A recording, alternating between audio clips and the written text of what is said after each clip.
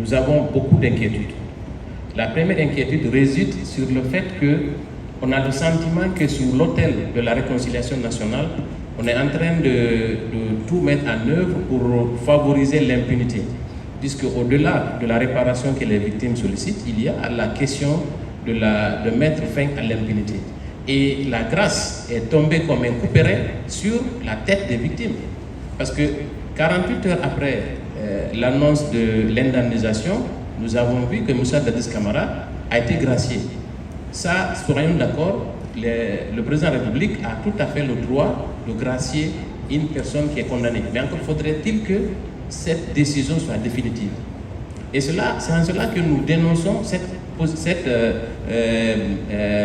attitude qui consiste à vouloir à tout prix mettre en œuvre cette grâce pour pouvoir permettre aux personnes condamnées de ne pas répondre de leurs actes.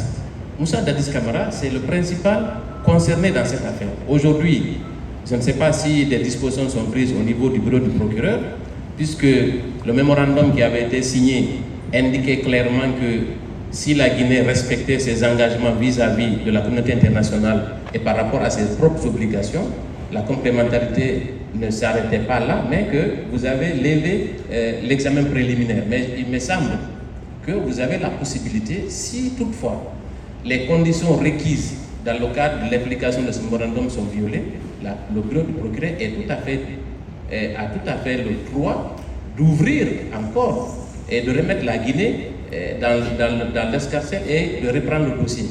Et de ce point de vue, moi je voudrais attirer votre attention sur le fait que nous sommes presque convaincus que les autres condamnés seront graciés. Et dans ces conditions, est-ce que cela pourrait constituer une ligne rouge au niveau du bureau du procureur, ou est-ce qu'il faut s'attendre, il faut se contenter simplement de l'indemnisation qui aura été versée aux victimes? Nous pensons que c'est vrai, la réconciliation nationale est quelque chose d'utile dans un pays, mais punir les gens qui ont commis ces crimes, c'est aussi participer à l'œuvre de justice pour que plus jamais de tels cas ne se répètent. C'est pourquoi, monsieur le procureur, nous voulons que vous soyez notre messager auprès du gouvernement afin qu'on laisse la justice faire correctement son travail.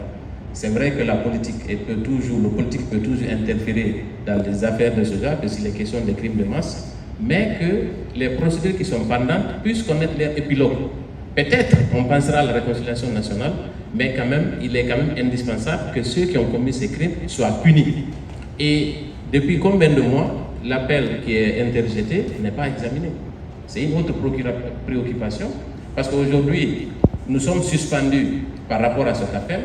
Le procès est complètement vidé de son contenu. Il reste d'autres condamnés en prison. Mais à quand l'organisation de ce procès? Nous avons rencontré le garde des Sceaux récemment. Des promesses ont été tenues à ce niveau, mais pour l'instant, nous n'avons aucune visibilité. Et deuxièmement, il y a les autres volets. Il y a le cas de Bienvenue Lama et de l'autre Touareg et autres. Il y a deux autres volets dont les juges ont ordonné le renvoi devant le tribunal criminel.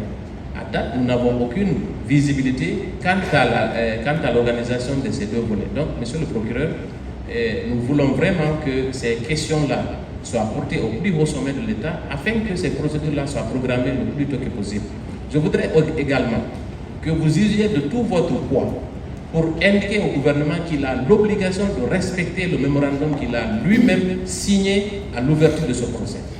Et que cela passe nécessairement par le respect de la loi, par la conduite de ces dossiers-là jusqu'à leur terme.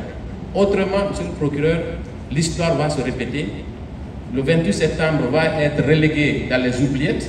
C'est vrai que les indemnisations vont commencer, mais l'objectif final, c'est que Moussa Dadis Camara et ses co-accusés ou ses co-condamnés puissent répondre à leurs actes et de purger leur peine.